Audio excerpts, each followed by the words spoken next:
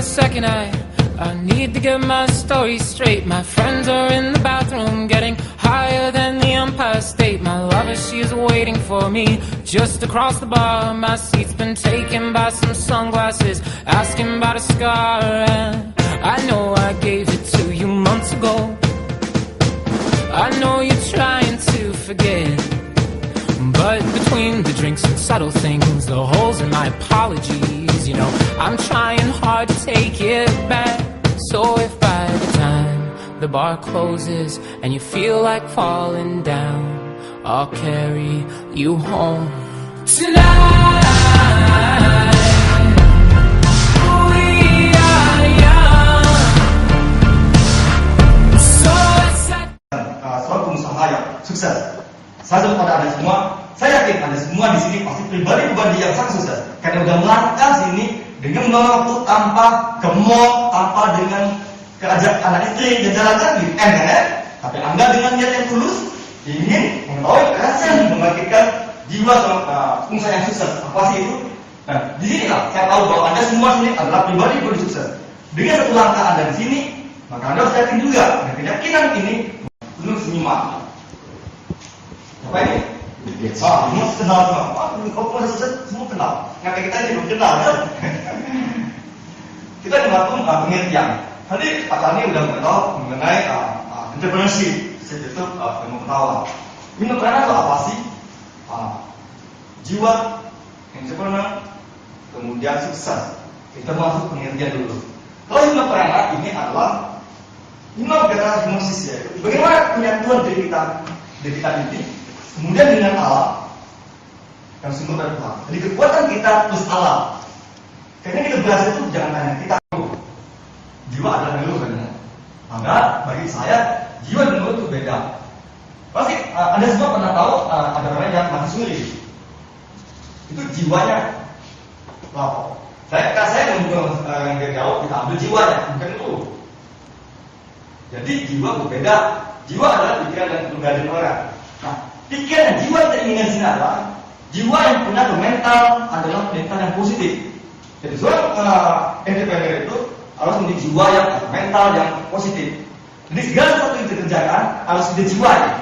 Bukan saya bilang di motivasi itu, bukan hanya ikut-ikutan bisnis, tapi kita menjiwai bisnis itu. Kita menjiwai bisnis itu dengan totalitas kita, saya yakin kita akan lebih berhasil dibanding sebelumnya. Sedangkan kalau entrepreneurship, ada orang yang melihat peluang bisnis dengan kekuatan yang dia dengan punya kualitas dan empatis yang lebih dasar dan berusaha mendapat keuntungan walaupun melalui risiko. Ada seorang entrepreneur.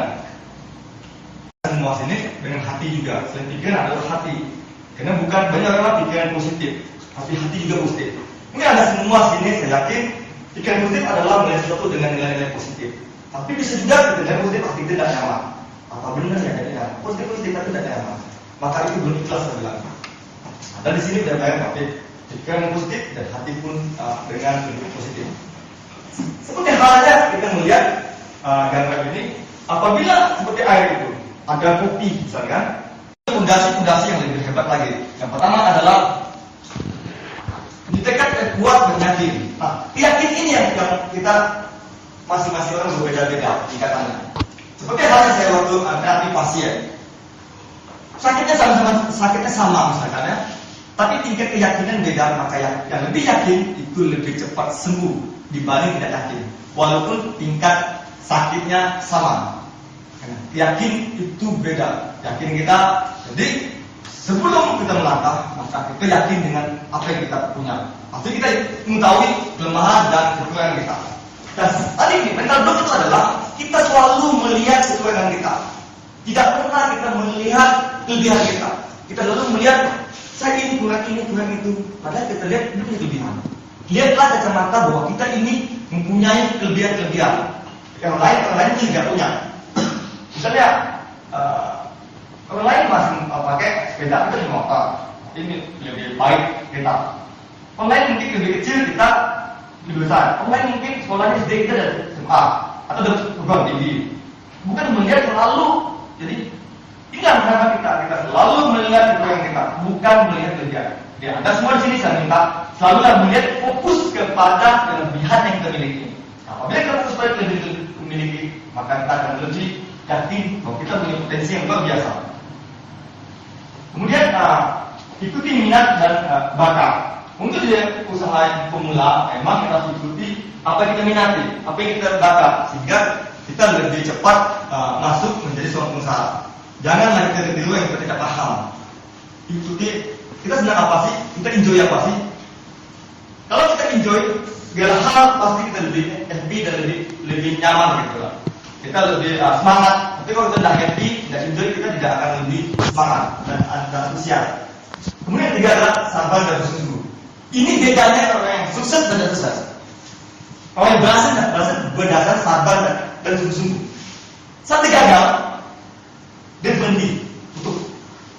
Maka dia belum sukses. Jadi saat kegagalan pun kita sabar dan bersungguh-sungguh, bentar lagi akan jadi peluang kita lebih sukses. Jadi adalah kita sabar, kemudian kita bersungguh-sungguh menjalani bisnis kita. Jangan patah semangat, mudah putus asa. Kemudian belajar dari pengalaman. Ini adalah pengalaman. Kita tidak perlu juga belajar pengalaman dari kita. Kita juga bisa belajar daripada pengalaman orang lain. Banyak sekali kita dari internet dan lain pengalaman orang lain. Contohnya gini. Saat kita presiden pun, untuk jadi seorang presiden tidak perlu pengalaman jadi presiden. Contoh yang sederhana kan? Untuk jadi seorang presiden tidak penting saya itu punya pengalaman jadi seorang presiden. Tapi saya bisa jadi presiden. Apa background pengalaman? Gitulah.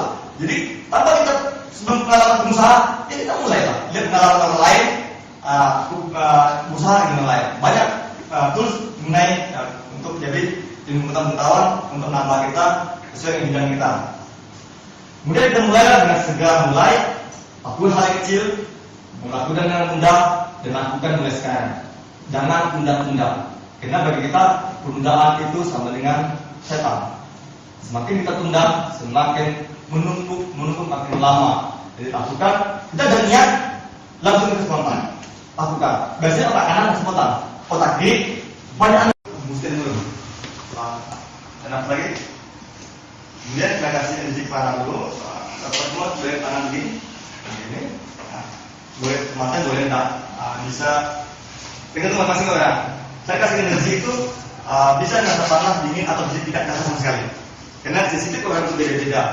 Kalau dia kuat maksudnya bisa terasa dingin, bisa gatel, atau ada panas dan dingin. Itu energi. Tapi ada juga tidak sepakat tuh. Itulah orang manusia itu beda-beda sebenarnya. Baik, makanya niatkan kita akan kasih energi ya kita semua lebih sehat, lebih nyaman untuk paten ini. Oke ya. Baik, matanya.